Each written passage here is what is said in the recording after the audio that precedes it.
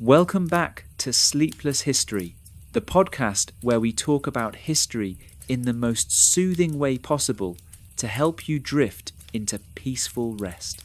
I'm your host, and tonight we are traveling to South America. Specifically, we are traveling to a landlocked nation wedged between giants, a small country with a big army, a big dictator, an even bigger ego, and what would become the single bloodiest war in Latin American history. Tonight, we are talking about the War of the Triple Alliance, also known as the Paraguayan War, and known in the indigenous Guarani language as the Guerra Guazú, which means, simply, the Great War. If you have never heard of this conflict, that's okay. Most people outside of South America have not. It has lived quietly in the shadow of the American Civil War, which ended just as the Paraguayan War was beginning to truly ignite.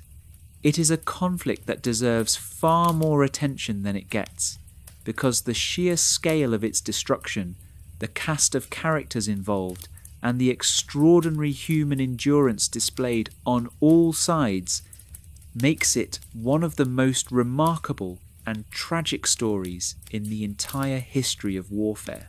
So settle in, get comfortable, and let us begin at the very beginning, which in this case is not a single dramatic event, but rather a long, slow, complicated accumulation of geography, politics, colonial history, and human ambition. We have a lot of ground to cover tonight, quite literally.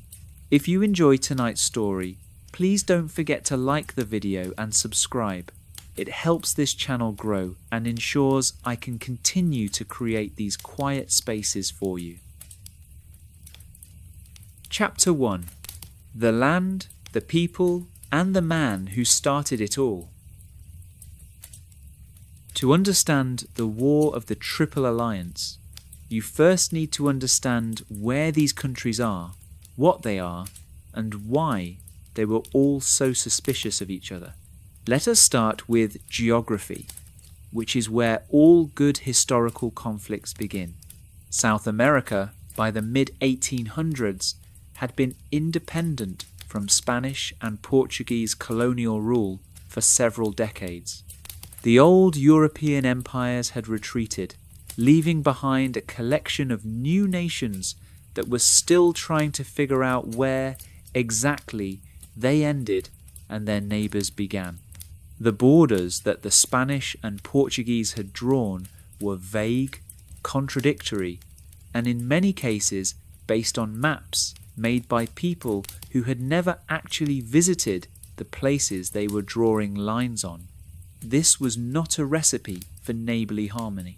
At the heart of this story is a geographic feature known as the Rio de la Plata Basin, the River Plate region. This is a vast river system in the southeastern part of South America, where several enormous rivers, the Paraná River, the Paraguay River, and the Uruguay River all flow together and eventually empty into the Atlantic Ocean in a wide brown estuary near the modern-day cities of Buenos Aires and Montevideo. This river system was extraordinarily important. Before there were roads in South America, and there were almost no roads in the interior of South America in the 1800s, rivers were the highways. They were how goods moved. They were how armies moved. They were how communications travelled. Control of these rivers meant control of trade, of communication, and ultimately of power. And so every nation in the region had strong feelings about who owned what piece of the river system and who had the right to sail on it. The major players in our story are 4 nations. Let us introduce them one by one, as you might introduce characters at the beginning of a very long and very tragic play. First, there is Brazil. Brazil is, by any measure, the giant of South America. In the 1860s, it was not yet a republic. It was the Empire of Brazil, ruled by Emperor Dom Pedro II, a thoughtful, bookish man who had come to the throne as a child and grown into a genuinely capable, if somewhat isolated, ruler. Brazil was the largest country in South America, with a population of somewhere between 10 and 12 million people, enormous compared to its neighbours. It was a monarchy surrounded by republics, which made it politically unusual and slightly suspicious to everyone around it. It was also deeply involved in the internal affairs of its smaller neighbours, which it viewed partly as a matter of national security and partly, if we are being honest, as a matter of national habit. Second, there is Argentina. Argentina, formerly the Argentine Republic, was in the 1860s still in the process of becoming Argentina as we know it.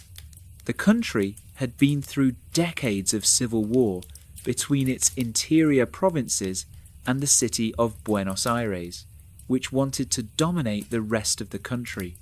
By the time of our story, a man named Bartolomé Mitre had become president of Argentina, and he was in the process of trying to consolidate national unity.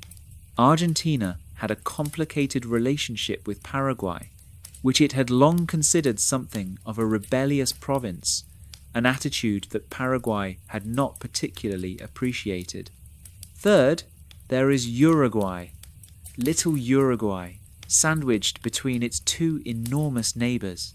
Uruguay had been fought over by Spain and Portugal, then by Argentina and Brazil, before finally being recognised as an independent buffer state in 1828 at the insistence of the British, who wanted a neutral zone between the two regional powers. Uruguay was perpetually pulled in competing directions by Argentine and Brazilian influence, and by the 1860s, it was in the middle of its own civil war between two political factions, the Blancos and the Colorados. We will be spending a lot of time with Uruguay in a moment, because the crisis in Uruguay is what directly triggered the wider war. And fourth, there is Paraguay. Paraguay is the country at the centre of everything. It is landlocked, surrounded entirely by land, which means that any access to the outside world for Paraguay required the cooperation of its neighbours, because all trade had to travel through either Argentina or Brazil via the river system.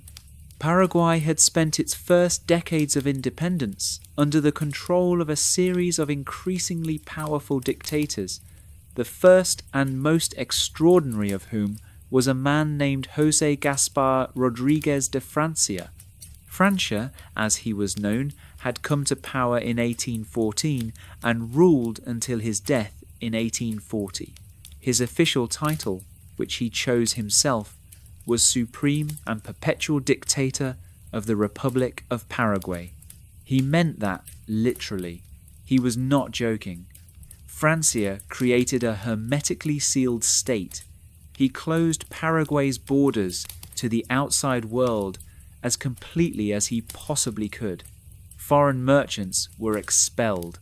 International trade was strictly controlled by the government. Paraguay under Francia was something like a self-sufficient island cut off from the rest of South America. He also eliminated most of the traditional elite class that might have challenged his authority, and he created one of the most effective systems of social control seen anywhere in the world at that time. He employed an extensive network of spies. He required that all conversations on certain subjects be reported to the government. He built a prison, a true gulag, 70 miles from the nearest settlement in the middle of the forest, where his enemies were sent to disappear. And yet, paradoxically, Francia also had genuine popular support. He abolished the hereditary privileges of the old Spanish colonial elite. He promoted equality between Paraguayans of European and indigenous descent. He kept the country at peace, which, in a region racked by constant warfare, was no small achievement. When he died in 1840, after 26 years in power, he left behind a country that was, by the standards of its time and region, surprisingly stable and surprisingly equal. After Francia's death, power passed through a brief interlude to a man named Carlos Antonio López, who took the title of president and ruled from 1841 to 1862. Carlos López was, in many ways, the opposite of Francia. Where Francia had closed Paraguay to the world, Carlos López began carefully and cautiously opening it. He invited foreign engineers, technicians, and experts to come to Paraguay and help modernize it. He built one of the first railways in South America. He established telegraph lines. He expanded the military. He constructed ironworks and foundries. Carlos López also had a son, and that son's name was Francisco Solano López. And Francisco Solano López is going to be the most important character in everything that follows.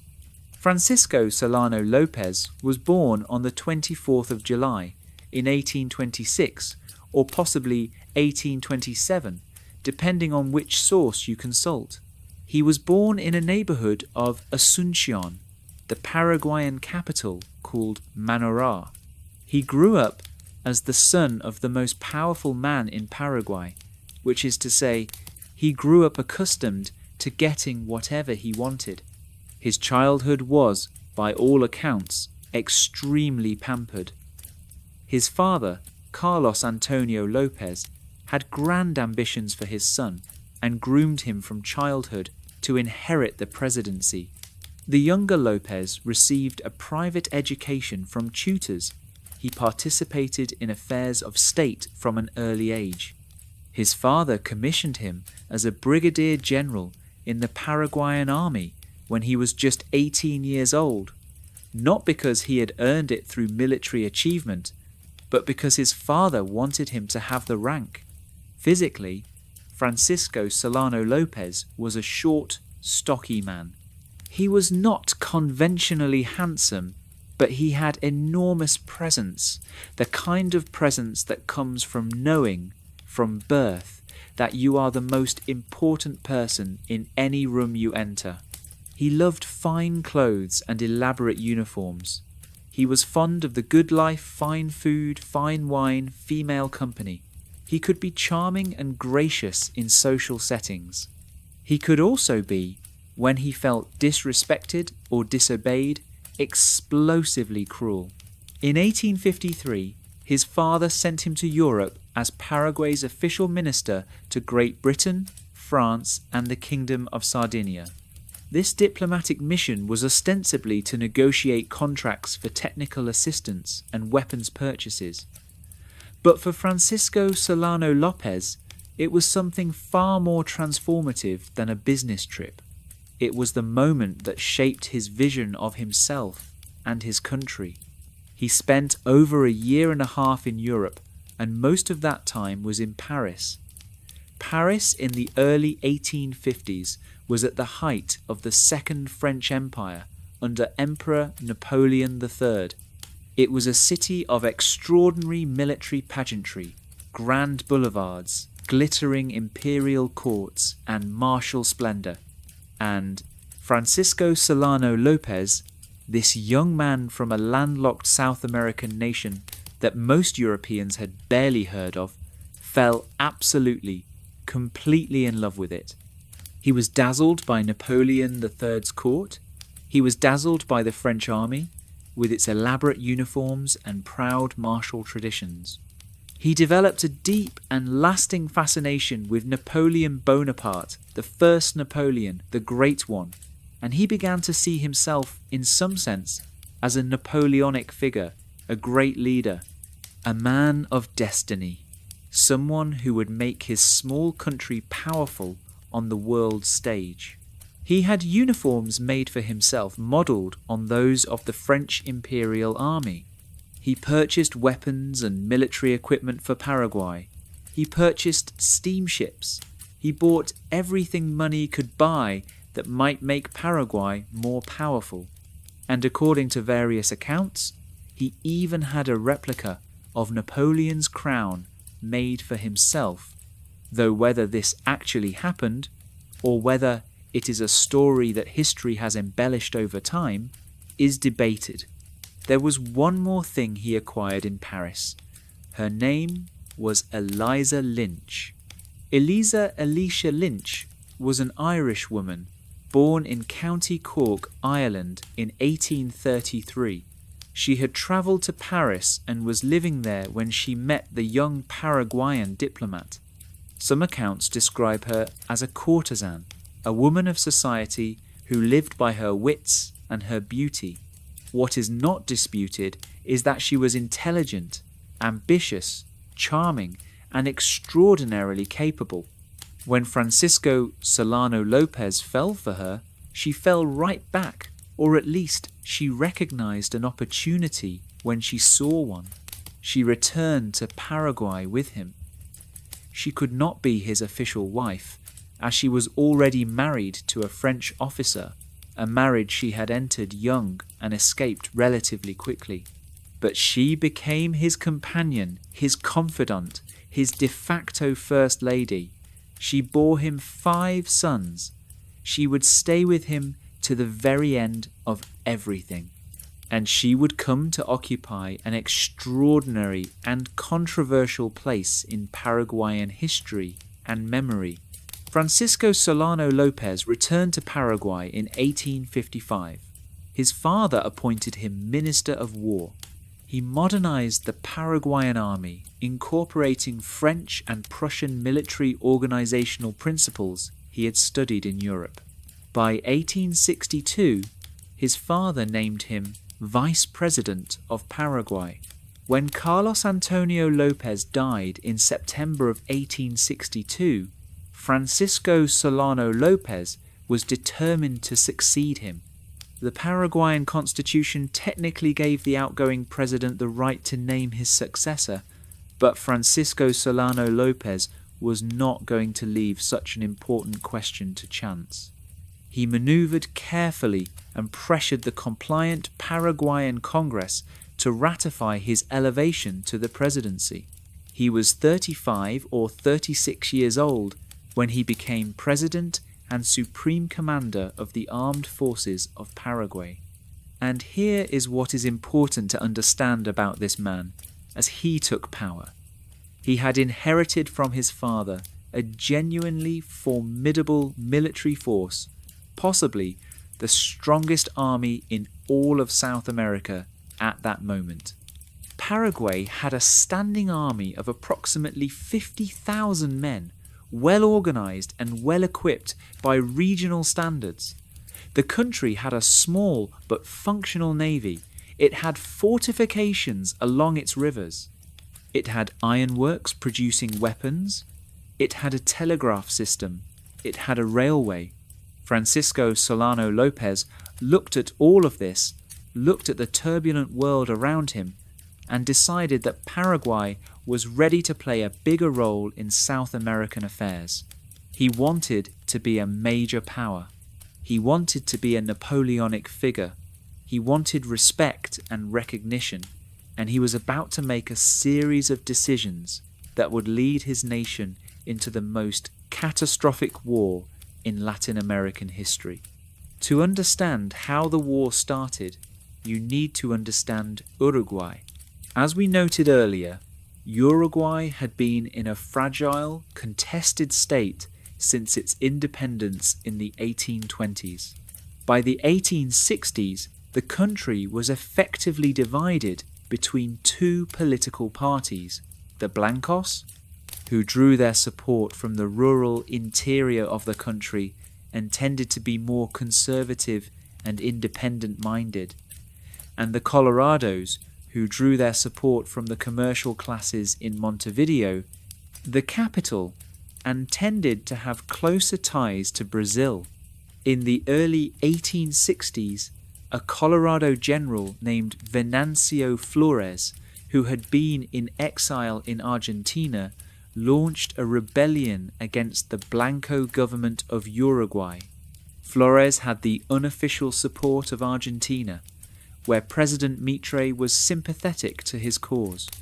And, crucially, Flores had the sympathy of Brazil, whose southern province of Rio Grande do Sul had extensive cattle ranching interests tied to the Uruguayan economy, and whose large expatriate community in Uruguay was frequently in conflict with the Blanco government. Paraguay, meanwhile, was on friendlier terms with the Blancos, the ruling party of Uruguay. The Paraguayan president had a degree of ideological sympathy with the Blanco government's more independent foreign policy stance, and he had explicitly warned Brazil that any interference in Uruguayan internal affairs would be considered a threat to the regional balance of power. Brazil ignored him. In August of 1864, Brazil sent an ultimatum to the Blanco government of Uruguay, demanding satisfaction for a series of grievances attacks on Brazilian nationals and property in Uruguay, border disputes, and other accumulated complaints. When the Uruguayan president, Atanasio Aguirre, refused to comply, Brazil sent its army across the border into Uruguay in October of 1864. This was the moment Francisco Solano López had been waiting and dreading for. He had told Brazil this would happen. He had warned them, and now they had gone ahead and done exactly what he had warned them not to do. Here is where things get complicated, because historians have long debated exactly what López was thinking at this point. Some argue he was primarily motivated by genuine concern about regional stability, that he really did believe that Brazilian dominance over Uruguay would threaten Paraguay's independence. Others argue that he had long wanted a pretext to intervene and expand Paraguayan influence, and that the Uruguayan crisis was simply the opportunity he had been looking for. Still, others suggest that he fundamentally misjudged the situation, that he thought other Argentine provinces and factions would rally to his cause, that Brazil was weaker than it appeared, and that a swift, decisive Paraguayan intervention would earn him a seat at the great power table. What is certain is what he did next. On November 11th of 1864, a Brazilian steam vessel called the Marquês de Olinda was travelling up the Paraguay River on its regular route to the province of Mato Grosso in interior Brazil. On board were the newly appointed governor of Mato Grosso, along with a considerable quantity of money, military equipment, and passengers. López ordered the vessel stopped. On November 13th, a Paraguayan ship overtook the Marquês de Olinda, fired a warning shot, and boarded her. The ship and everyone on board were taken prisoner. The governor of Mato Grosso was captured. The money and military supplies were confiscated. Paraguay had committed an act of war against Brazil. López simultaneously sent Paraguayan forces northward into the Brazilian province of Mato Grosso. This was partly strategic. Mato Grosso was thinly defended and offered the opportunity for a successful initial military operation, and partly a demonstration of seriousness. López wanted Brazil to know he was not bluffing. The Mato Grosso campaign was, initially, a success. The small Brazilian garrisons in the region were overwhelmed. Paraguayan forces advanced deep into the province, capturing supplies, equipment, and territory. It was the most successful military operation Paraguay would have in the entire war. But López had a larger problem. His real objective was not Mato Grosso. His real objective was to assist the Blancos in Uruguay and to prevent Brazilian domination of the region. And to do that, he needed to send an army south into Uruguay, or at least into the nearby Brazilian province of Rio Grande do Sul, where Brazilian forces supporting Flores's Colorado rebellion were based. There was only one problem with this plan. Paraguay did not share a border with Uruguay. Between Paraguay and Uruguay lay the Argentine province of Corrientes. To send troops south, López needed to march his army through Argentine territory. In January of 1865, López formally asked Argentine President Bartolomé Mitre for permission to pass a Paraguayan army of roughly 20,000 men through the province of Corrientes on their way to Rio Grande do Sul. Mitre said no. This was a perfectly reasonable refusal. Argentina was officially neutral in the conflict between Paraguay and Brazil, and allowing a foreign army to march through one's territory is not exactly a neutral act. But for López, it was a disaster. His plan required Argentine cooperation, and he was not getting it.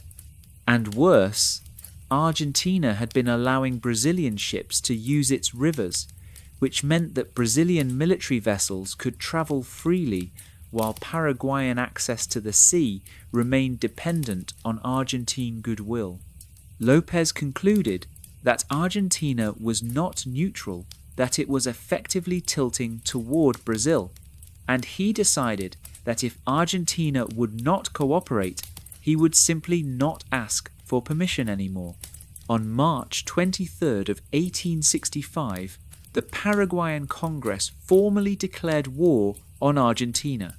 Within days, Paraguayan forces invaded the Argentine province of Corrientes, capturing the town of Corrientes itself and advancing into Argentine territory. Simultaneously, another Paraguayan column, about 12,500 men, was sent down the Uruguay River toward Rio Grande do Sul. It was at this point that López's strategy, which had perhaps seemed bold and decisive to him, began to show its fundamental flaw. He had hoped that the Argentine provinces, many of which resented the central government in Buenos Aires, would welcome the Paraguayan advance and join his cause. They did not. The Argentine interior showed no enthusiasm for the Paraguayan army. No provinces rose up, no popular support materialized. And now Paraguay was at war with two of the largest countries in South America simultaneously. On May 1st of 1865, the response came. Argentina, Brazil, and crucially Uruguay signed what became known as the Treaty of the Triple Alliance. The new Colorado government of Uruguay, which had just come to power with Brazilian support, was happy to join an alliance against the man who had been supporting the Blancos. So now Paraguay was at war with all three of its neighbours. The Treaty of the Triple Alliance was notable for a number of reasons, and it is worth spending a moment on it. The treaty committed the three allied nations to continue the war until the current Paraguayan government was overthrown, which effectively meant until López personally was removed from power or killed. The treaty also contained secret clauses dividing up the expected territorial gains from Paraguay between Argentina and Brazil. These secret clauses would later become controversial, but in the spring of 1865, they were unknown to the public. The supreme commander of the Allied forces would be Argentine President Bartolomé Mitre, making him one of the more unusual heads of state in history, a sitting president who also personally commanded his nation's army in the field. The war had truly begun. Before we discuss what happened when the Allied armies actually invaded Paraguay, we need to look at what happened in the opening months of the conflict, the manoeuvring, the early battles, and the events that revealed something crucial about how this war was going to go. In the summer of 1865, there were two major developments that fundamentally altered the character of the conflict. The first was the Battle of Riachuelo, fought on June 11th of 1865. López had decided that one way to support his land operations in the south was to use his small but reasonably well-equipped navy. He had several steamships, some of which he had personally brought back from Europe, and his naval forces set out from the fortress of Humaitá, the great Paraguayan river fortification on the Paraguay River, heading south to intercept the Brazilian fleet. At a wide point in the Paraná River, near the Argentine city of Corrientes, known as Riachuelo, the Paraguayan naval squadron, about 18 vessels of varying size, met the Brazilian squadron of 9 ships. On paper, the Paraguayan forces appeared competitive. In reality, the Brazilian ships were significantly more powerful. The battle that followed was a catastrophe for Paraguay. The Brazilians systematically destroyed the Paraguayan fleet. Several Paraguayan ships were sunk, others were captured, the remainder fled. By the end of the fighting on that June day, Paraguay had ceased to be a meaningful naval power. This was more significant than it might first appear. Because Paraguay was landlocked, its only connection to the outside world was through the river system. With Brazil now controlling the rivers with Brazilian ironclad warships able to move up and down the Paraguayan Paraná rivers, largely at will, Paraguay was effectively sealed in. No reinforcements, no supplies, no outside help could come in by river. Paraguay was on its own. The second major development of this early period was the destruction of the Paraguayan southern offensive. Remember that López had sent 2 armies south, one through Corrientes toward Uruguay, and another down the Uruguay River toward Rio Grande do Sul. Both of these expeditions ended in disaster. The column advancing through Argentine territory was, for a time, relatively successful at capturing Argentine territory. Corrientes fell. Paraguayan troops advanced into Entre Rios province. But without the popular uprising from the Argentine interior that López had expected, they were simply advancing into enemy territory with no strategic gain, and Allied forces were gathering to resist them. The Battle of Yaté, fought on August 17th of 1865, was the first major land engagement of the war, and it was a crushing Paraguayan defeat. A Paraguayan force of about 3,000 men was destroyed by an Allied force of roughly 8,000. 1,700 Paraguayans were killed, 300 were wounded. More than 1,200 were taken prisoner. The Blanco-Uruguayan soldiers captured in the battle were executed as traitors by the Colorado government of Uruguay. The survivors of the Paraguayan force were chased toward Uruguay. Meanwhile, the Paraguayan column that had advanced down the Uruguay River, the force heading for Rio Grande do Sul, captured the Brazilian town of Uruguaiana in late August. For a moment, it seemed like a significant achievement, but the Paraguayans in Uruguaiana were quickly surrounded by Brazilian and Argentine forces. Cut off from reinforcements and running out of supplies, the garrison surrendered on September 18th of 1865. Emperor Dom Pedro II of Brazil was personally present for the surrender, which was a significant symbolic moment. It was one of the few times the emperor had left his capital during the war. With these disasters, the strategic situation became clear. Paraguay's offensive options were essentially exhausted. The country had lost its navy, lost its southern armies, and failed to inspire any Allied uprising in Argentina. From now on, the war would be fought on Paraguayan terms, which meant defending Paraguayan soil against an advancing Allied army. And the Paraguayans, as the Allies were about to discover, were extraordinarily, infuriatingly good at that. Chapter 2: The Invasion and the Great Slaughter. By early 1866, the Allied forces under Argentine President Bartolomé Mitre had blockaded the Paraguay and Paraná rivers and were preparing for the main event, the actual invasion of Paraguay. This was not a simple task. Paraguay's geography was its first and most formidable line of defence. The country was covered with dense subtropical forest, cut through by rivers, marshes, and swamps. The heat was ferocious. Disease, particularly cholera and yellow fever, was a constant and deadly threat. Moving a large army through this terrain was an enormous logistical challenge, and the Allies would struggle with logistics throughout the entire campaign.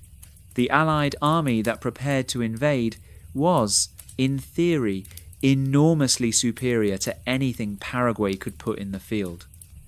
Brazil alone had a population of 10 to 12 million people. Argentina had a population of over 1 million. Uruguay contributed troops as well. Together, the Allies could theoretically field forces 10 or 20 times larger than Paraguay could muster. But turning that theoretical advantage into actual soldiers in the field was harder than it sounded. Brazil had to create a voluntary army largely from scratch. The country had no tradition of large-scale conscript armies. They recruited heavily among freed slaves and poor men through the Voluntarios de Patria program, the Volunteers of the Fatherland, offering freedom and payment in exchange for military service. Argentina had its own political problems that complicated recruitment.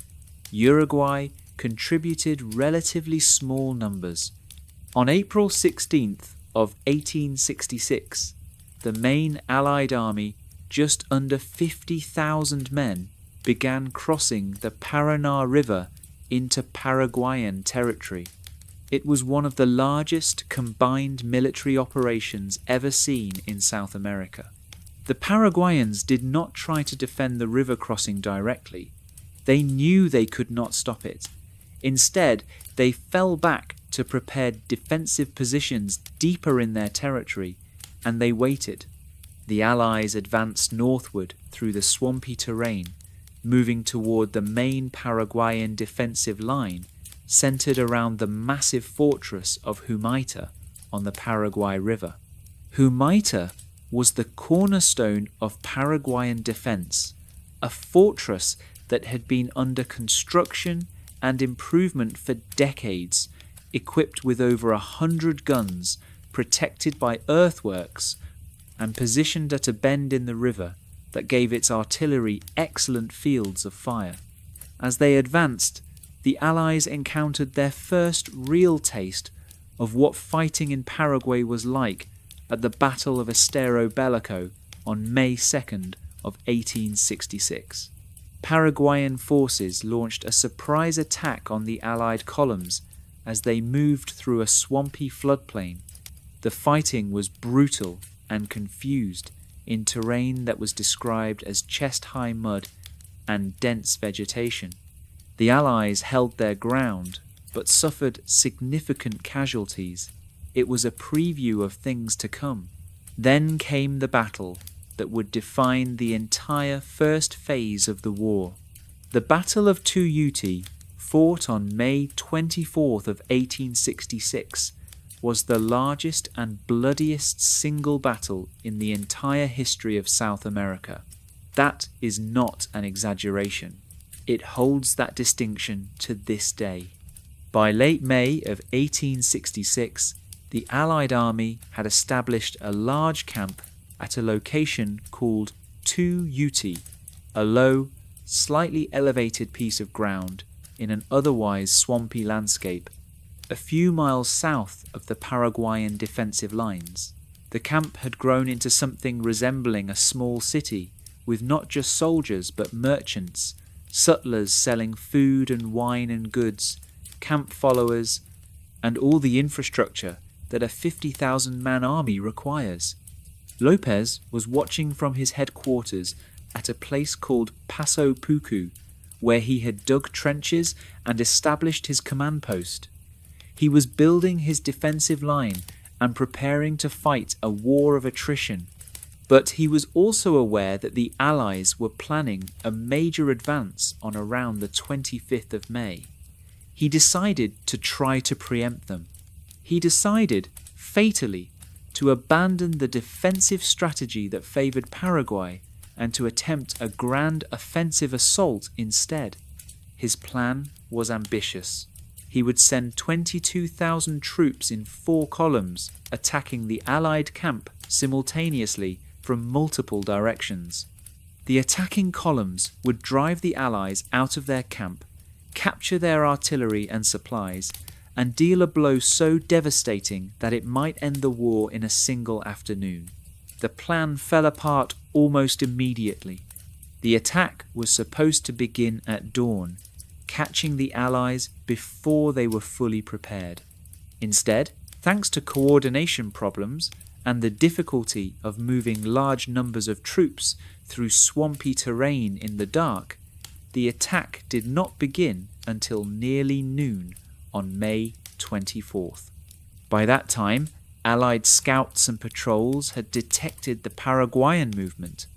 The Allied commanders, particularly the Brazilian general Manuel Luis Osorio, had time to organize their defenses. When the Paraguayan columns finally attacked, they ran into a ferocious wall of firepower. One of the most effective defensive innovations of the battle was created by a French-born Brazilian artillery officer named Émile Mallet. Mallet had secretly ordered his men to dig a large hidden trench, the Fosso de Mallet.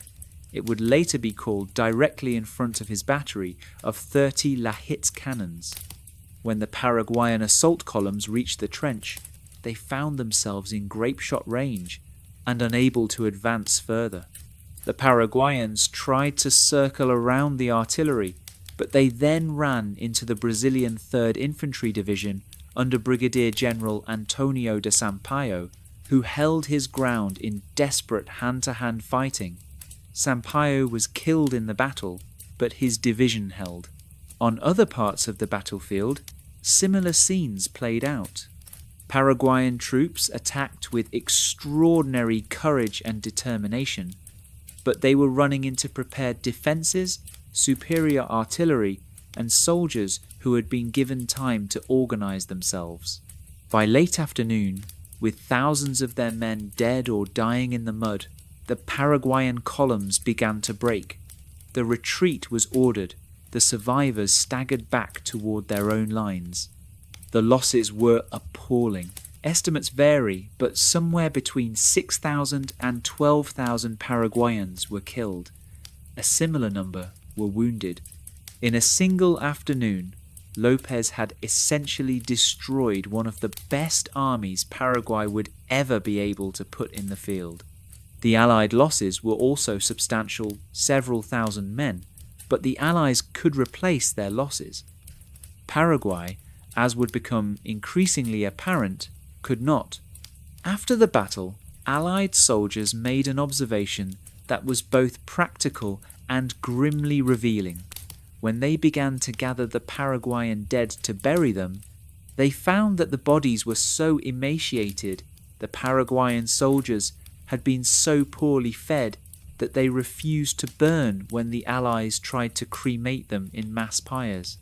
The Paraguayans were, as one account put it with brutal frankness, simply too lean to burn.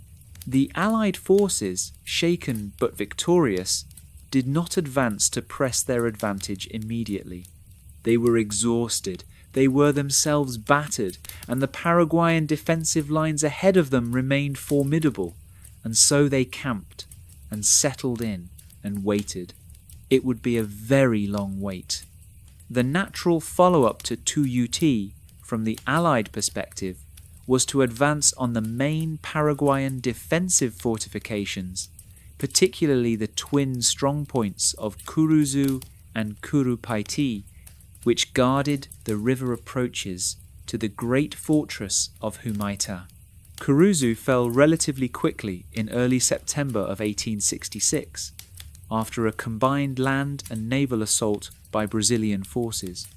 Admiral Joaquim Marquis Lisboa led a fleet of 20 ships through mine-laden waters up the Paraná River to support the attack. The Paraguayan garrison fought hard but was eventually overwhelmed. Then came Curupaiti, and Curupaiti did not fall. The Battle of Curupaiti on September 22nd of 1866 was one of the most one-sided defeats the Allied forces suffered in the entire war, and it is all the more striking because it came just after the success at Curuzu. Curupaiti was a river battery positioned on the Paraguay River, defended by approximately 5,000 Paraguayan soldiers under the command of General José Eduviges Diaz. The Allies planned a combined assault, a massive naval bombardment from the river, followed by a frontal infantry assault on the landward face of the fortification. The plan required precise coordination between the naval bombardment and the ground attack. The coordination failed. The naval bombardment ended too early. When the Allied infantry 18,000 men began their assault across open ground, the Paraguayan guns were still fully manned and waiting. The Paraguayans fired devastating volleys of grape shot and canister into the advancing Allied columns. The attackers had to cross open terrain with no cover directly into a wall of artillery fire, while the Paraguayan defenders were protected by earthworks. The result was a massacre of the attackers. Allied casualties exceeded 4,000 men killed and wounded. The Paraguayans sheltered in their earthworks lost fewer than 100. It was, by any measure, an extraordinary defensive victory, and the kind of result that would have felt very familiar to veterans of the American Civil War, where frontal assaults on prepared defensive positions had produced similarly catastrophic results on many occasions. After Curupaiti, the Allied advance essentially stalled. For months, the two armies sat facing each other, separated by the Paraguayan defensive lines. Cholera ravaged both camps. The Allies brought in supplies with difficulty. The Paraguayans, isolated and slowly running short of everything, held their lines. The war was transforming from a war of maneuver into something far uglier, a prolonged siege. In September of 1866, in one of the war's more unusual moments, Francisco Solano López requested a personal meeting with Argentine President Bartolomé Mitre. They met at a location called Yataiti Cora. López, by this point, apparently recognized that the war was not going the way he had hoped. He was willing to negotiate. But Mitre's conditions were that the peace would have to follow all the terms of the Treaty of the Triple Alliance, and Article 6 of that treaty required that the war continue until the current Paraguayan government was overthrown. In other words, the treaty effectively required López's removal or death as a precondition for peace. These were terms López could not accept. The meeting ended without agreement. The war continued. Meanwhile, the siege of Humaitá ground on. Humaitá was an extraordinary fortification. It had been under construction and improvement for decades, and by the time of the war, it was protected by over 150 guns of various calibers, positioned in earthen batteries along the river and across the landward approaches. The fortress itself controlled a bend in the Paraguay River, where the river curved sharply and narrowed, giving the guns excellent fields of fire against any vessel attempting to pass. The river had been further blocked with chains and torpedoes, what we would today call naval mines. From above the fortress, looking at the Paraguayan defensive system, it resembled a massive rectangular fortification, what military engineers called a quadrilateral or poligono. 42 miles of trenches stretched across the landscape, baking in the summer heat and flooded by torrential rain in the wet season. The Allies tried repeatedly to crack this position. On one occasion, August 15th of 1867, known as the Passage of Humaitá, 10 Brazilian ironclad warships dashed past the Humaitá battery at night, running the gauntlet of Paraguayan guns. They made it through with minimal casualties, only 3 sailors killed, though the Paraguayans illuminated the river with large bonfires on both banks to give their gunners light to aim by. This naval penetration demonstrated that the river could be forced, but it did not by itself break the Paraguayan position. The Allies eventually got a new commander. In January of 1868, Humaitá relinquished his position as commander-in-chief for the final time, returning to Argentina to manage a political crisis. The new supreme commander was the Brazilian general Luís Alves de Lima e Silva, known as the Marquis de Caxias, a professional soldier of genuine ability who immediately began reorganizing the campaign. In February of 1868, Caxias ordered 6 Brazilian ironclads to make the passage past Humaitá. They did so on the 19th of February, and while the Paraguayan guns fired on them, they got through with minimal damage. The warships had broken through into the river above the fortress, which meant Humaitá was now cut off from resupply from the north as well as the south. The fortress was surrounded. By March of 1868, López recognized that Humaitá could not hold. He withdrew his main forces northward in one of the more dramatic movements of the war, slipping somewhere between 10,000 and 12,000 men out of the fortress under the cover of darkness, evading the Allied encirclement through the swamps. He left behind a garrison under Colonel Paulino Allen to hold the fortress as long as possible. The garrison held until July 25th of 1868, when the remaining defenders, perhaps 1,200 men, many of them sick and starving, finally surrendered. Humaitá had held for over 2 years. Chapter 3. The Purges, the Dezembrada, and the fall of a capital. With Humaitá fallen, the way north was open.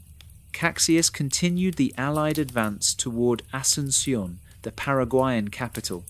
But something else had been happening during these years of grinding siege warfare, something perhaps even more significant than the military campaign.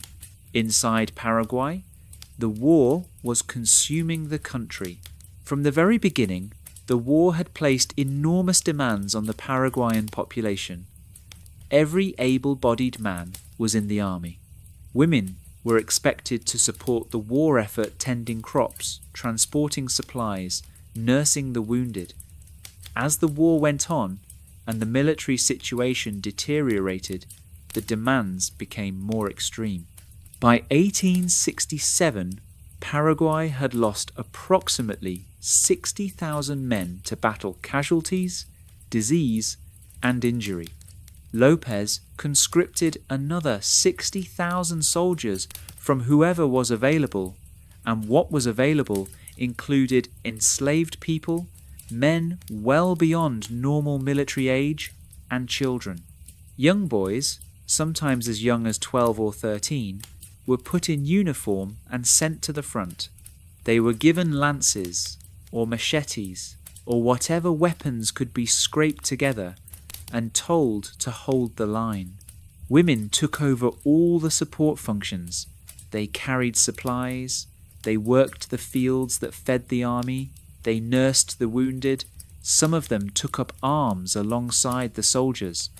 Eliza Lynch herself, López's Irish companion, was frequently seen in a colonel's uniform, moving among the troops, organising women's corps, maintaining morale. The soldiers who remained in the field were in increasingly terrible condition. Many had no shoes, many had no proper uniforms, making do with ragged ponchos or whatever they could find. Food was severely rationed. Disease was omnipresent. Cholera had swept through both camps, killing indiscriminately. A minimum of 50 men a day were dying of illness in the Paraguayan camps at certain points. And yet, and this is perhaps the most remarkable thing about the entire war, the Paraguayan army continued to fight. The troops continued to hold the line. When ordered to charge, they charged. When ordered to hold a position, they held it. The extraordinary loyalty and discipline of the Paraguayan soldier, fighting for his country against overwhelming odds, is one of the defining features of the entire conflict. How do you explain this loyalty? Historians have debated it for a century and a half. Part of it was genuine patriotism. These were people defending their homes, their families, their land. Part of it was the culture that the López family had created a state in which obedience to authority was absolute and deviation was punished severely. Part of it was the Guarani language and culture that bound most Paraguayans together, creating a strong sense of collective identity. And part of it, perhaps, was simply the momentum of war. Once you are in it this deeply, once you have lost this much, what is the alternative? Surrender means the enemy wins, and the enemy has signed a treaty promising to destroy your current government. But 1868 was also the year that something darker emerged inside Paraguay. As the military situation deteriorated and the Allied advance continued, Francisco Solano López became convinced that he was surrounded by traitors and conspirators.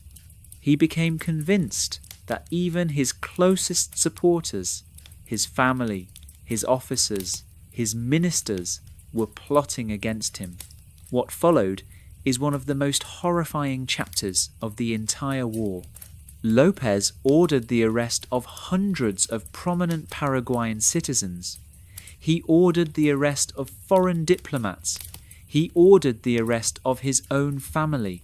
His two brothers, Benigno and Venancio López, were arrested, accused of conspiracy, tortured, and executed.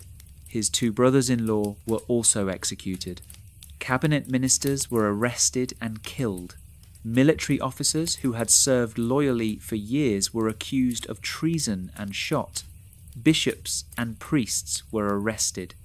The American minister to Paraguay, Charles Washburn, was expelled from the country and barely escaped with his life. A number of foreign engineers and technical advisors who had lived and worked in Paraguay for years were arrested, tortured, and many were killed. The torture sessions conducted by López's agents are described in historical records in terms that are difficult to read. Suspects were flogged.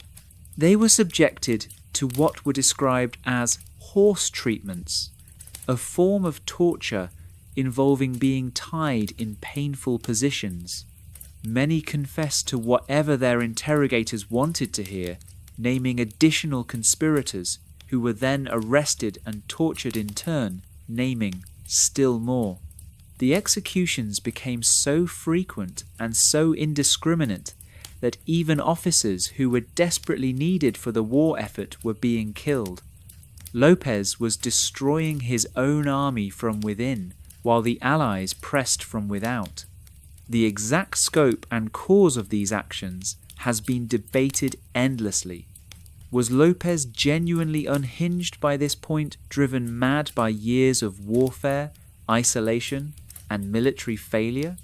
Was he rationally eliminating potential opposition before it could form? Was the threat of conspiracy real in some form, even if his response to it was wildly disproportionate? These questions do not have clean answers. What is clear is that by the end of 1868, Paraguay was in a state of total collapse. While the purges were happening, Caxias continued to advance. His strategy in the second half of 1868 was both brilliant and brutal. Rather than attacking the remaining Paraguayan defensive lines directly from the south, where the Paraguayan earthworks were strongest, Caxias conceived a flanking operation. He would send his army on a long march through the swampy Chaco region, on the western bank of the Paraguay River, to emerge north of the main Paraguayan defensive line and attack from behind. This was an extraordinarily difficult operation, requiring Allied troops to build a road through swamps, literally constructing a path through chest-high water and dense vegetation, and to move tens of thousands of men and their supplies through some of the most inhospitable terrain on the continent. But it worked. In late November of 1868, the Allied army emerged behind the Paraguayan defensive line near a position called Piquisiri. López had not expected an attack from this direction. What followed in December of 1868 was a series of battles known as the Dezembrada, the December campaign, and it was the effective end of organized Paraguayan resistance. On December 10th and 11th, the Battle of Itororo was fought as the Allied advance column tried to cross a stream of the same name. The Paraguayan defenders, what remained of them, launched ferocious attacks on the crossing, inflicting serious casualties on the Brazilians. But they could not stop the crossing. After 2 days of intense fighting, the Allies were through. Days later, the Battle of Avaí on December 11th was another catastrophe for Paraguay. A Paraguayan division was caught in the open by Allied cavalry and destroyed. Thousands were killed or captured. And then, on December 21st and 27th of 1868, came the campaign of Lomas Valentinus, a series of actions that effectively annihilated the remnants of the Paraguayan regular army. The fighting was desperate, some of it at close quarters, and the outnumbered Paraguayan forces fought with their characteristic determination until they had almost nothing left to fight with. On Christmas Eve of 1868, Caxias sent a message to López asking for his surrender. He promised that if López surrendered, his life would be spared and peace would come to Paraguay. López refused. The last Paraguayan stronghold at a place called Angostura fell on December 30th of 1868. The Paraguayan army, in any organized sense, no longer existed. On January 1st of 1869, Allied forces entered the Paraguayan capital of Asunción. The city was largely empty. Most of the population had fled. What remained was a ghost town. Allied soldiers found a city that had been stripped of everything useful: food, animals, machinery. The streets were largely deserted. Asunción, which had been a thriving, if modest, city of perhaps 20,000 people, was a shell. Caxias, exhausted and in poor health, handed over command and returned to Brazil. His replacement was the Count of Dom Gaston de Orléans, who was the son-in-law of Emperor Pedro II and had no significant military experience. The appointment was controversial, and the Count of U would face serious challenges in the remaining months of the war. Because the war was not over, Francisco Solano López was still alive, still free, still in the field. This is the phase of the war that is perhaps the most haunting, the long, slow, painful pursuit of a broken man and his shrinking band of followers through the forests and hills of northeastern Paraguay.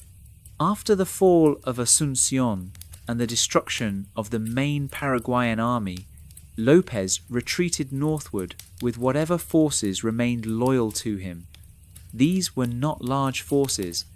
He had perhaps a few thousand fighters at the beginning of this phase. As the months wore on, that number would dwindle to hundreds, then to dozens. But López refused to surrender.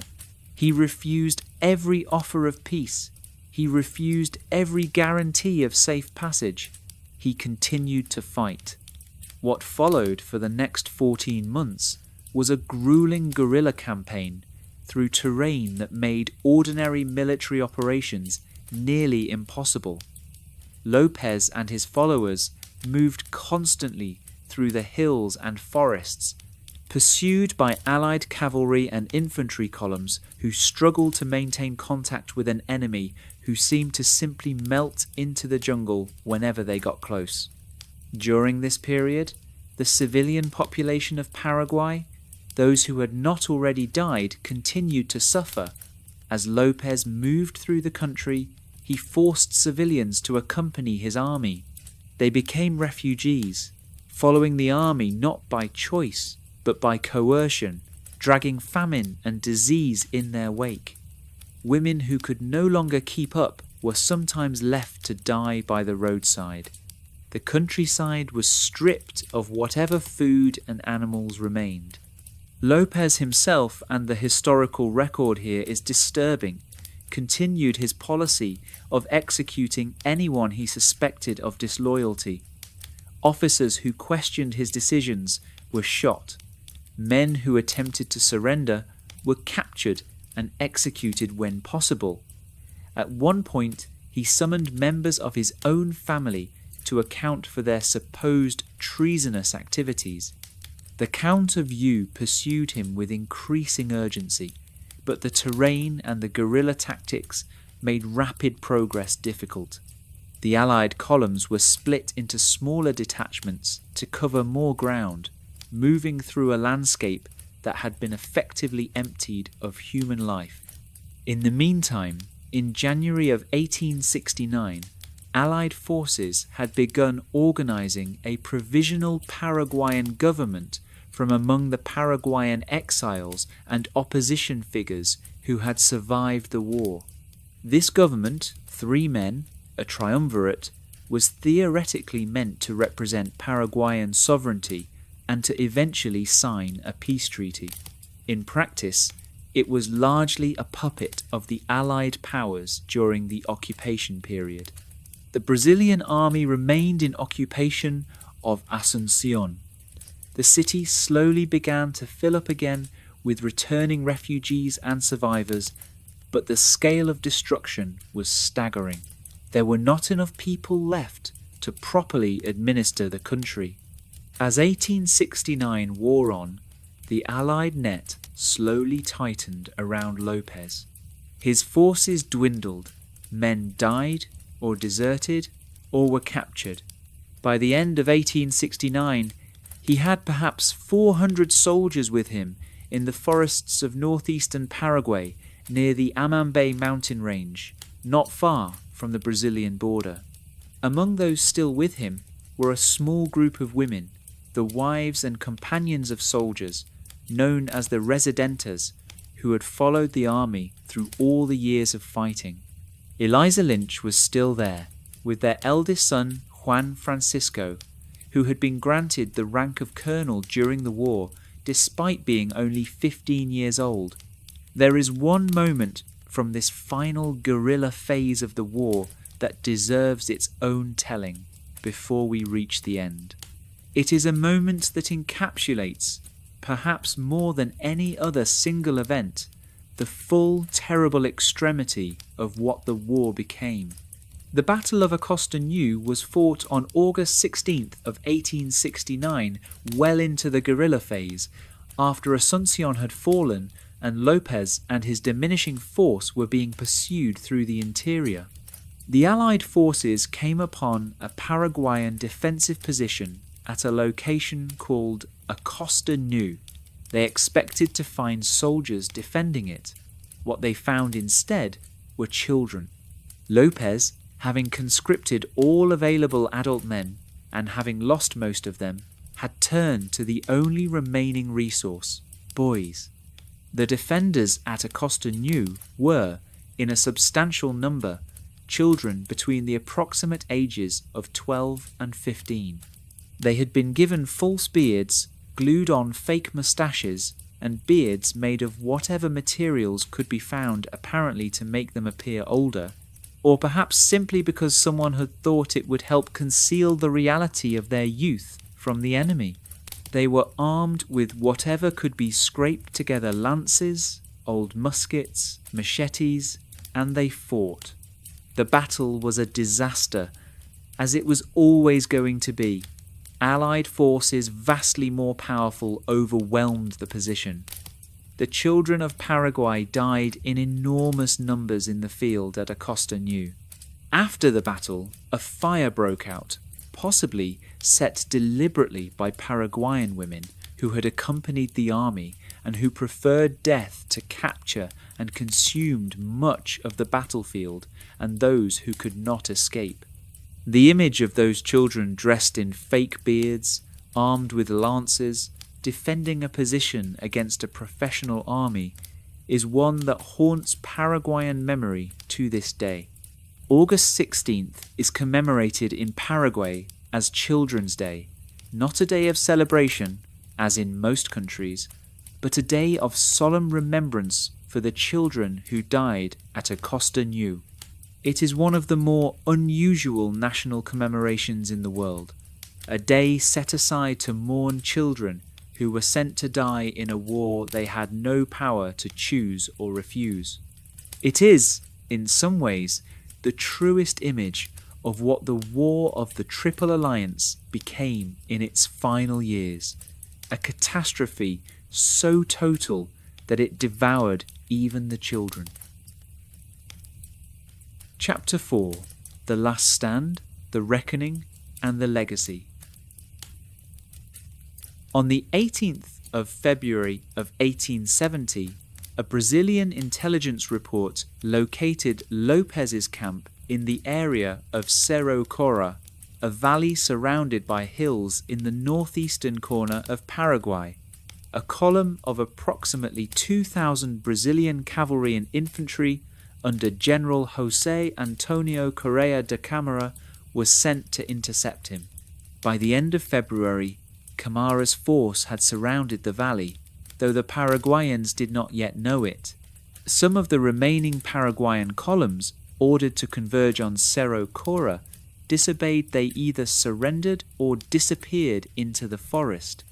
Only 412 soldiers and officers remained with López. The 1st of March of 1870 fell on a Tuesday. It was early morning, and the Paraguayan camp at Cerro Cora was just beginning to stir. López and his small remnant of an army, 412 soldiers, plus some officers, and the group of women were camped in the valley along the Aquidauban-Niguí stream. The Brazilian forces under Câmara moved in before dawn. At noon, the Brazilian cavalry and infantry advanced from multiple directions toward the center of the camp. The attack lasted approximately 15 minutes. What they found when they entered the camp were soldiers who were, in the words of one contemporary account, old, young, sick, almost naked, and barely armed. Children in uniform, elderly men, the very sick, men who had been fighting in some cases for 6 years and had almost nothing left to fight with. But even now, many of them fought. López himself was mounted on a horse, positioned near the center of the camp with his personal guard, his son Juan Francisco, some officers, and a small rifle battalion commanded by a man named Centurion, who organized his 100 riflemen into guerrilla formation and tried to resist the advance. López and the remaining officers retreated under fire toward the stream. He was wounded first by a lance thrust from a Brazilian corporal named Francisco Lacerda, and then, as he tried to escape through the forest toward the water, he was shot. The exact circumstances of his death remain disputed in the historical record and are surrounded by various accounts that contradict each other. What is not disputed is that Camara found him near the banks of the Aquidaubaniguí stream, badly wounded and barely able to stand. What is not disputed is that Camara offered him the opportunity to surrender and promised his life would be spared. And what is not disputed, what has become, in Paraguayan national memory, the defining moment of an entire era, is that Francisco Solano López refused. He reportedly shouted in Spanish, "Muero con mi patria," I die with my homeland, and then he attempted to attack Camara with his sword. He was killed. His last words have become the most famous words in Paraguayan history. They are inscribed in the national consciousness. They are taught to every Paraguayan child. They are, in some ways, the founding statement of modern Paraguayan national identity. After López was killed, the Brazilian forces turned toward the civilian group, the women and children who were part of the camp. Eliza Lynch was there with her eldest son Juan Francisco, the 15-year-old colonel. Brazilian officers approached the young boy and ordered him to surrender. He reportedly answered, "Un coronel paraguayo nunca se rinde," a Paraguayan colonel never surrenders. He was shot and killed. Eliza Lynch threw herself over the body of her son. She looked at the Brazilian officers surrounding her and said in words that are quoted in several sources, "Is this the civilization you have promised?" The remark was a reference to the Allied claim that they had been fighting to free Paraguay from tyranny and bring it civilization. Eliza Lynch was taken prisoner. With no tools but her hands, she buried both Francisco Solano López and her son Juan Francisco in the earth of Cerro Cora. Then she was escorted out of Paraguay. The battle, really more of a skirmish, was over. About 100 Paraguayans were killed, 240 were captured, 7 Brazilians were wounded, none were killed. The War of the Triple Alliance was over. It had lasted 5 years, 3 months, and 20 days. Now we arrive at the most difficult part of this story to tell. Not difficult because it is complicated. It is, in fact, devastatingly simple, but difficult because the numbers involved are so large, and the human reality behind those numbers is so overwhelming that it takes real effort to sit with them. The War of the Triple Alliance was the deadliest interstate war in Latin American history. It was, by some measures, the deadliest war anywhere in the world between the end of the Napoleonic Wars in 1815 and the beginning of the First World War in 1914.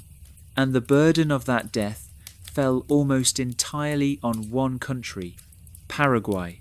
What happened to Paraguay? What did the war cost?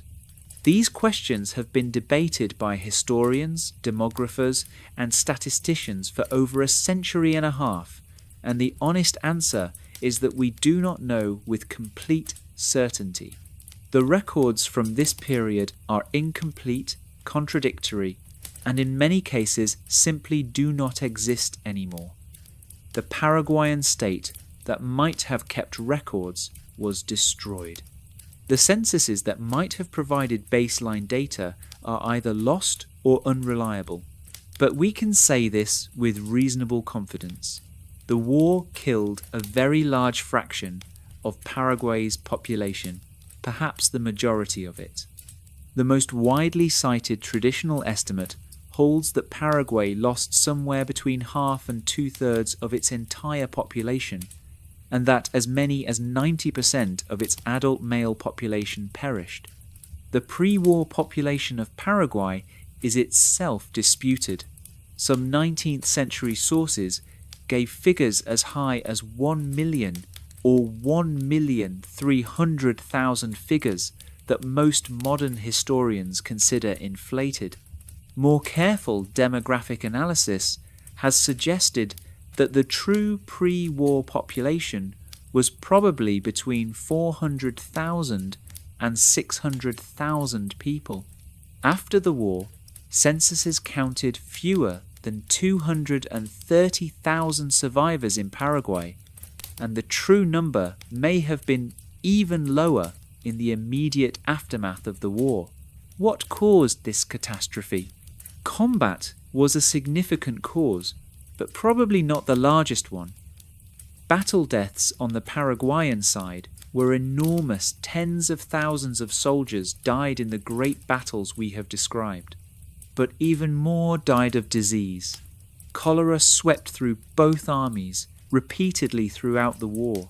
Yellow fever took its toll. Dysentery, malnutrition-related illness. In the guerrilla phase of the war, when the army and civilian population were marching through the jungle with minimal food, disease and starvation, killed vast numbers of people. The execution policy under López also contributed. Hundreds of Paraguayan officers, civilians, family members were killed by their own government on suspicion of treason, and the Allied occupation that followed was not without its own destructive effects. Brazilian troops remained in Paraguay until 1876, and Argentine troops administered some portions of Paraguayan territory for even longer. The occupation further strained a country that had essentially no functioning economy, infrastructure, or government. What remained of Paraguay in 1870 was a country that had to be rebuilt from almost nothing. The urban population of Asunción was a fraction of its pre-war level.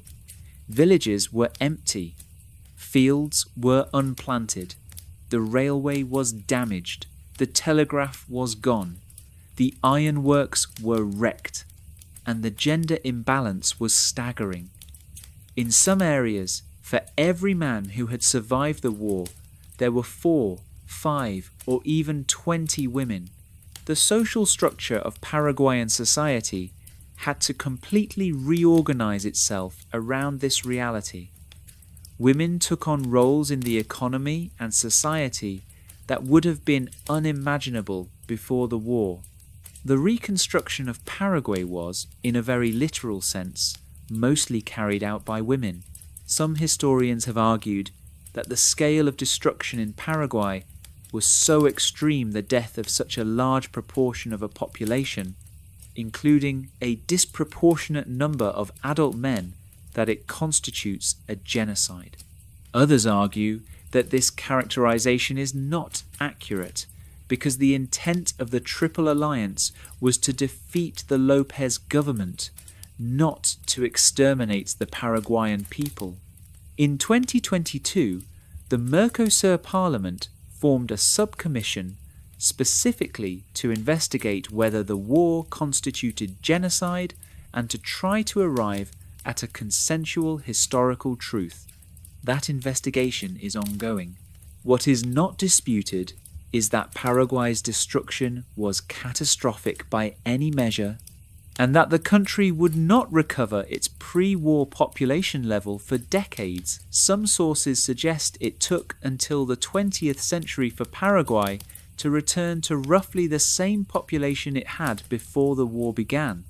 What about the other side? What did Brazil, Argentina, and Uruguay gain from all this? The war left Argentina, Brazil, and Uruguay as the victors, but victory came at a significant cost for them as well. The Allied nations lost somewhere around 120,000 men battle casualties plus, in enormous numbers, men who died of disease. Brazil bore the heaviest burden, contributing the most soldiers and suffering the most casualties among the alliance partners. Brazil, as the principal military force behind the alliance, emerged as the undisputed regional hegemon. Emperor Dom Pedro II had consolidated Brazil's dominance over the Rio de la Plata region. Brazil gained territory specifically, a strip of land from Paraguay that had been in dispute, plus a formalization of boundaries that had been contested. Brazilian influence over the post-war Paraguayan government was substantial. But the war also had significant domestic consequences for Brazil. It had cost an enormous amount of money. To finance the war, Brazil had borrowed heavily, including large loans from the Baring Brothers banking house in London, and the resulting debt was a burden on the empire for years. The war had also brought into sharp relief the contradictions of Brazilian society, particularly the system of slavery. Many of the men who had fought as voluntarios de patria volunteers of the fatherland were freed slaves or their descendants, and their military service strengthened the moral and political arguments of the abolitionist movement. There is also a broader irony in Brazil's victory. The war accelerated the decline of the monarchy. The military had become enormously powerful through the war, and the officer class was not particularly loyal to the imperial system. Within 19 years of the war's end in 1889, a bloodless military coup deposed Emperor Dom Pedro II and established the Brazilian Republic. Argentina gained territory as well, specifically the Misiones region, and the area known as the Chaco Central, and the war helped solidify Argentine national identity by providing a common military experience. But Argentine domestic politics remained turbulent after the war, and Argentina's influence over post-war Paraguay was ultimately less than Brazil's. Uruguay, which had contributed relatively small forces to the war, gained little directly from it except stability for the Colorado government that had supported Brazil.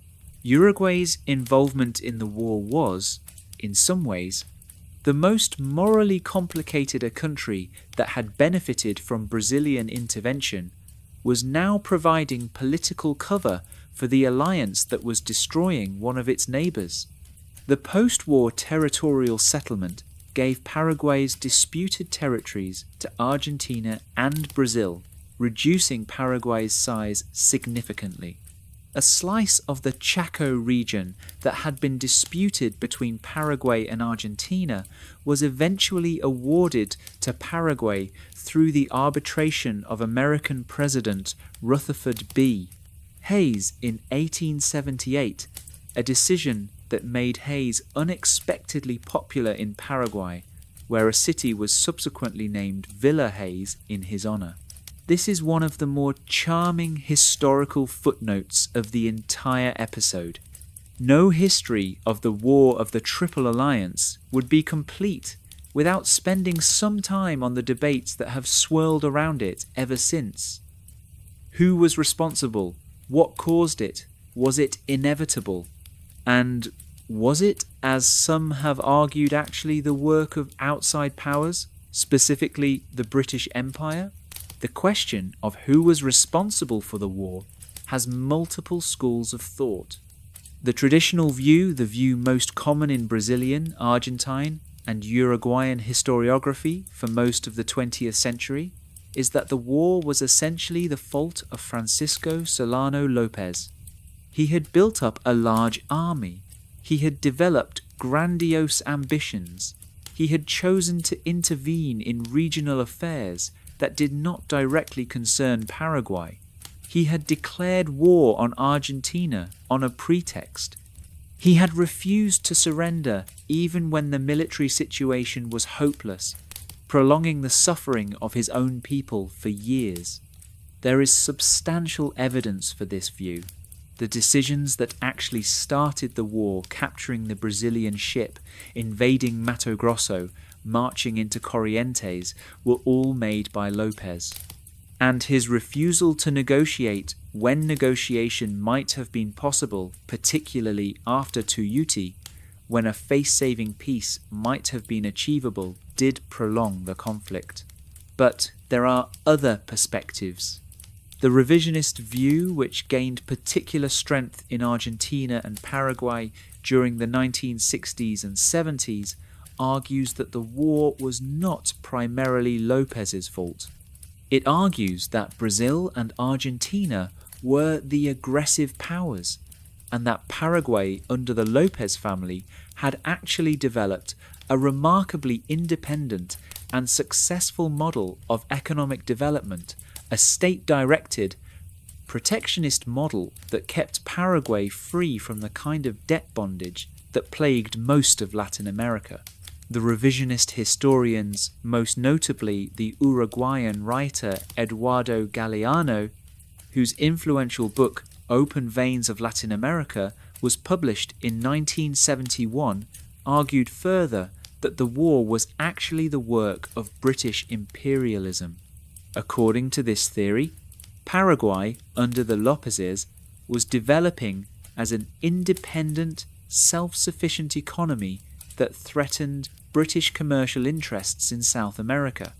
Britain therefore used its influence over Argentina and Brazil, both of which owed large debts to British banks, to instigate a war of destruction against Paraguay.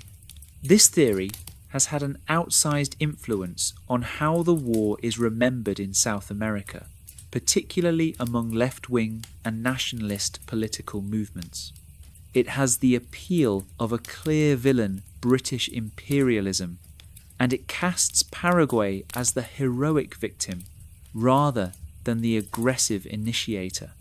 But most mainstream historians today do not find the British conspiracy theory convincing for several reasons. In 1863 and 1864, Britain and Brazil were actually engaged in a significant diplomatic dispute. A British diplomat was on record, before the war started, urging López to avoid initiating hostilities. There is no evidence that British banking interests directed Brazilian or Argentine military or foreign policy, and the specific claim that Paraguay was developing a uniquely independent economic model that threatened British interests is not well supported by the actual economic history of the period. Most historians today, including some of the most rigorous scholars working on this period, like Thomas L. Wigham, who has written multiple volumes on the Paraguayan War, conclude that the war grew from a complex intersection of causes: regional power rivalry, Paraguay's boundary disputes with its neighbours, Brazil's aggressive intervention in Uruguayan politics, López's miscalculations about Argentine and popular support for his intervention, the Treaty of the Triple Alliance's insistence on his removal, and the inability of any of the parties to find an off-ramp once the conflict had begun. There is also the question of López's legacy within Paraguay itself. For decades after the war, during the period of liberal government in Paraguay, López was remembered primarily as a tyrant who had brought catastrophe to his country. But from the 1930s onward, with the rise of nationalist politics in Paraguay, his reputation underwent a remarkable rehabilitation. He became the great national hero, the man who had fought to the last breath for his country, who had refused to bow before foreign powers, who had died rather than surrender. March 1st, the date of his death at Cerro Cora, is a national holiday in Paraguay. His remains are in the national pantheon of heroes in Asunción. He is, in the most literal sense, the greatest hero of the Paraguayan nation. The complexity of that legacy, a man who prolonged a war that killed most of his own people, yet refused to surrender even when survival meant yielding his country's sovereignty to foreign occupation, captures something profound and tragic about the war itself. We should also spend a moment on Eliza Lynch, because her story is extraordinary and because it illuminates the personal human dimension of this enormous historical event in a way that cold casualty statistics cannot. Eliza Alicia Lynch was born in County Cork in Ireland in 1833.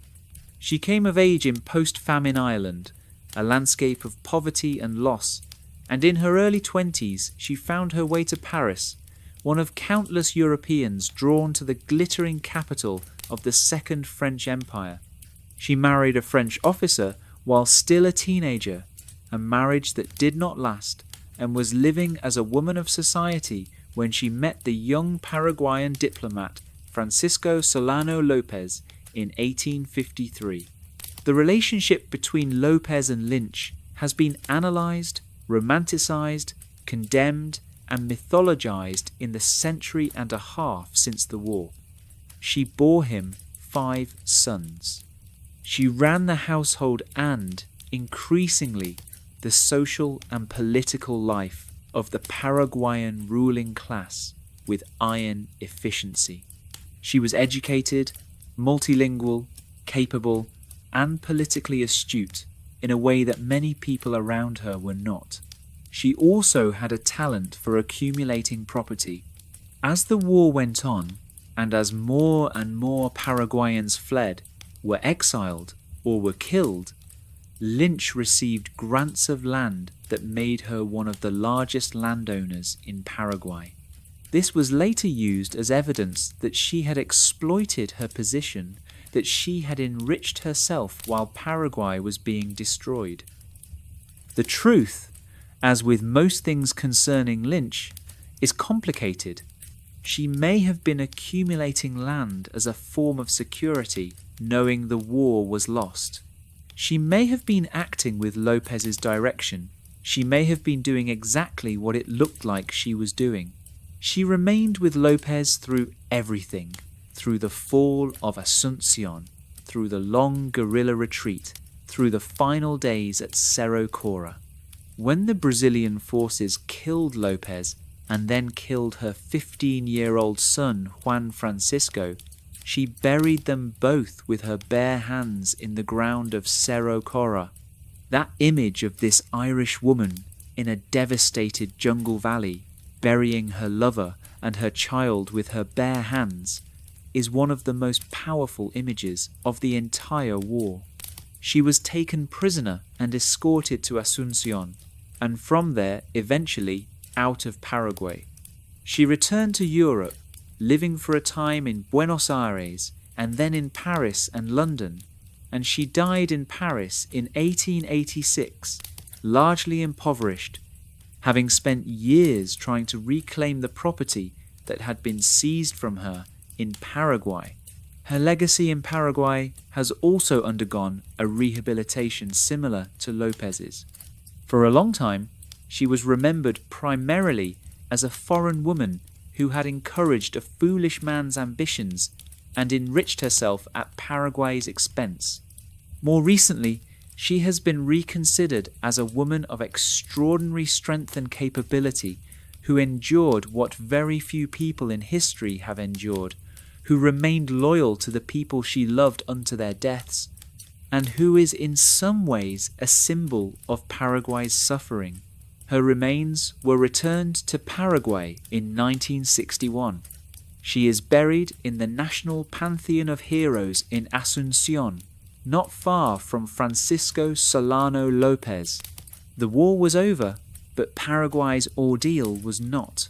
The Brazilian occupation of Paraguay lasted until 1876, 6 years after the end of the fighting.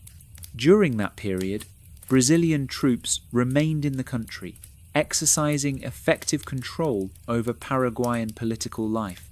The provisional government that the Allies had installed slowly developed into something more functional, but it remained dependent on Allied goodwill. The border disputes between Paraguay and its neighbours were resolved through a series of negotiations that were, predictably, not favourable to Paraguay. Brazil received the territory it had claimed in the northeast.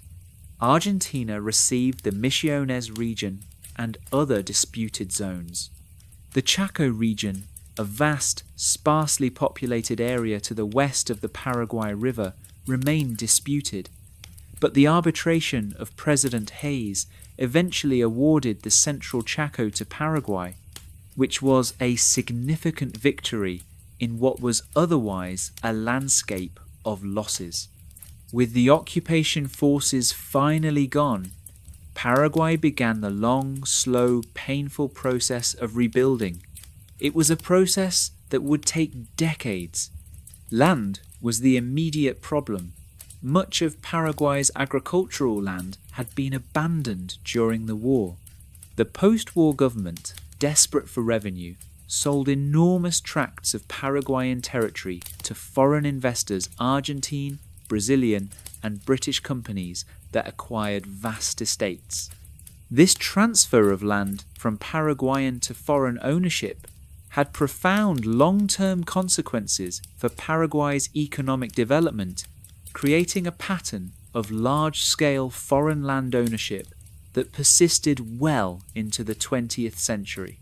The immigrant population that had driven development in neighbouring Argentina and Uruguay, the millions of European immigrants who arrived in the late 19th and early 20th centuries, largely bypassed Paraguay.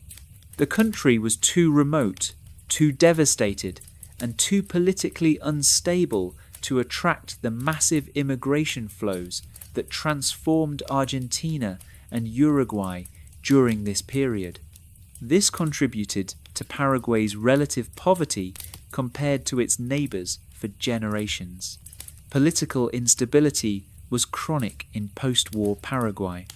The Liberal and Colorado parties, both of which had roots in the war and its aftermath, fought for political dominance throughout the late 19th and early 20th centuries, sometimes through elections, but also through coups and civil conflicts.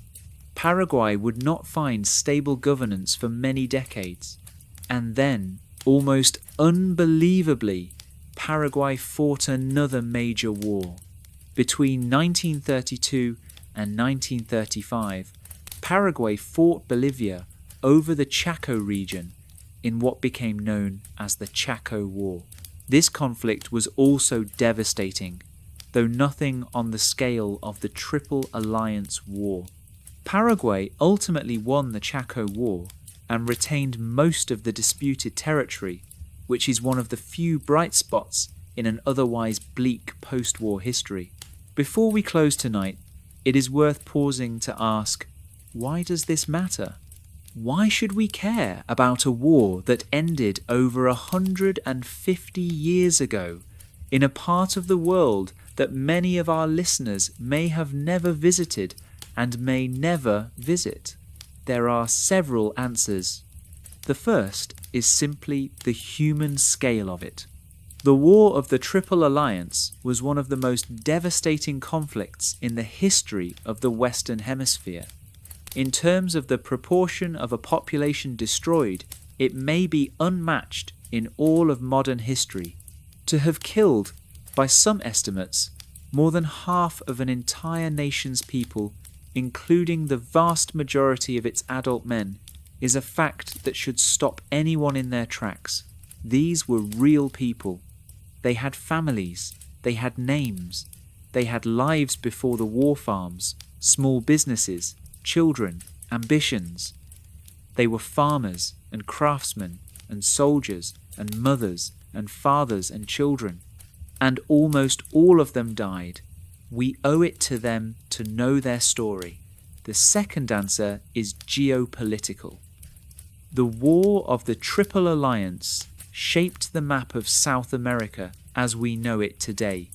The borders of Paraguay, Argentina, Brazil, and Uruguay, borders that appear on modern maps as if they have always been there, were drawn in significant part by this war. Understanding why those borders are where they are requires understanding the war. The third answer has to do with Paraguay itself. Paraguay today is one of the poorest countries in South America. It is landlocked, largely agricultural, and has struggled chronically with poverty, inequality, and political instability.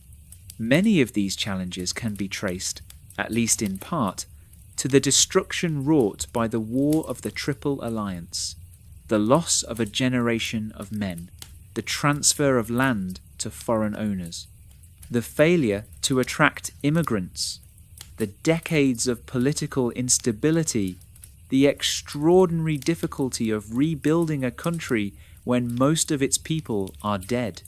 Understanding why Paraguay is the way it is today requires understanding what happened to it between 1864 and 1870. The fourth answer is about human nature. The War of the Triple Alliance raises some of the hardest questions in all of history. How does a leader bring his country to ruin? How do people maintain loyalty and courage when all hope is lost? How do nations make peace with catastrophic failure? How do they remember trauma at national scale? How do they find meaning in what appears to be meaningless destruction? The Paraguayan answer to that last question is, in its way, remarkable. They made their greatest disaster into their greatest story of heroism. Francisco Solano López, the man who started the war, who prosecuted it when it was clearly lost, who executed members of his own family, is the national hero. March 1st is Heroes' Day. His picture is everywhere. His last words are taught in every school. Is that a healthy response to historical trauma? Probably not, in a purely psychological sense, but it is a very human response.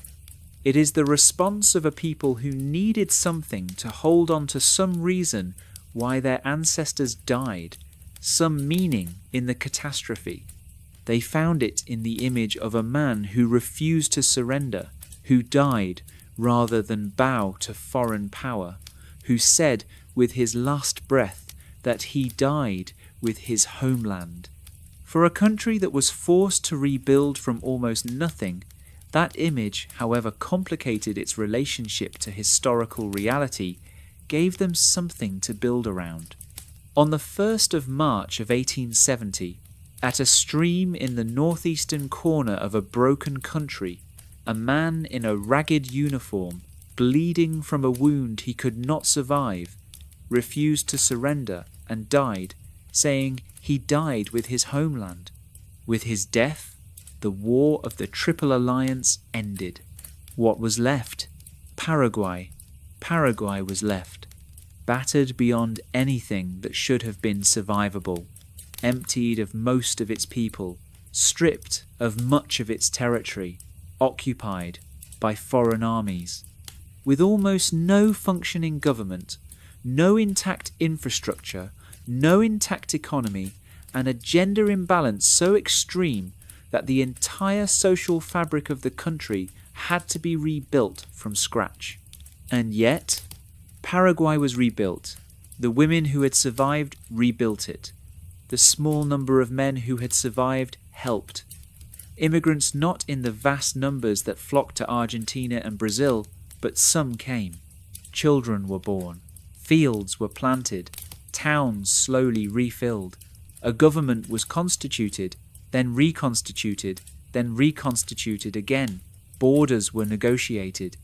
Land was sold, often unfairly, but land was also farmed. And the stories were told. The stories of Humaitá, where tens of thousands of Paraguayan soldiers charged into a wall of artillery and refused to break until there was almost no one left to break. The stories of Humaitá, where a fortress held for 2 years against everything the most powerful nation in South America could throw at it. The stories of the women, the residentas, who followed the army to the end of the world rather than abandon their families. The story of a 15-year-old colonel who said a Paraguayan colonel never surrenders. The story of an Irish woman who buried the man she loved and her son with her bare hands and then walked out of the jungle. These stories became, over time, the foundation of Paraguayan national identity. Not the defeat, the endurance. Not the catastrophe, the refusal to give in. Not the end, but the beginning that came after the end. That, perhaps, is what history does for us. It takes the worst things that human beings have done to each other and survived, and it gives them meaning, not always the right meaning, not always the accurate meaning, but meaning. And meaning is, in the long run, what makes it possible to go on.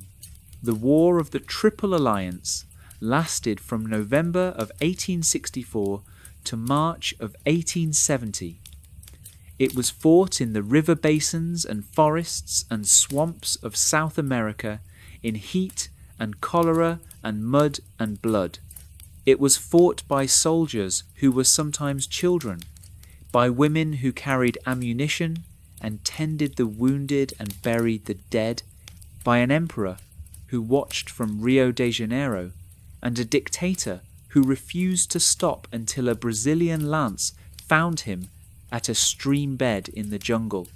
It was fought, in the end, for reasons that historians still debate: territory, pride, regional dominance, miscalculation, honour, and perhaps most of all, the kind of momentum that a war develops once it has started, that terrible forward momentum that makes it almost impossible to stop, even when everyone can see where it is going. And where it went was here, a quiet valley in northeastern Paraguay, a stream, a man on a horse, a final refusal, a last breath. Muero con mi patria. I die with my homeland. The war was over. And on that note, dear listeners of Sleepless History, so too concludes our episode for tonight. You have now travelled through all 6 years of the most devastating war in Latin American history. You have met Francisco Solano López, the short, stocky son of a dictator who dreamed of being Napoleon and led his country into catastrophe. You have met Eliza Lynch, the Irish woman who buried her lover and her child in the jungle with her bare hands and walked out into history. You have met Bartolomé Mitre, the Argentine president who commanded armies in the field. You have met Dom Pedro II, the bookish emperor who emerged from the war as the dominant power in South America and lost his throne 20 years later anyway. You have stood on the banks of the Paraná River as 50,000 men crossed into Paraguay. You have walked through the swamps and marshes of Humaitá, where thousands of men charged into artillery fire on a May afternoon. You have waited in the trenches outside Humaitá, where 42 miles of earthworks baked in the summer sun and disease did the work that bullets could not. You have followed the retreating column through the forests, growing smaller week by week, month by month, until it was 400 men and some women and a 15-year-old colonel with a fake beard. And you have been there at the end, at Cerro Cora, on a Tuesday morning in March of 1870. If you are still awake, we applaud your stamina and gently suggest that you try again tomorrow night. If you have drifted off, as is, of course, the entire purpose of this endeavour, then somewhere in your sleeping mind, the rivers of Paraguay flow on. The fortress of Humaitá stands in the bend of the river. The guns fall silent at last. The women begin the work of rebuilding. And somewhere in the jungle of northeastern Paraguay, at a stream called the Aquidauban Nigi, a man says his last words. Thank you, as always, for listening to Sleepless History. Sleep well.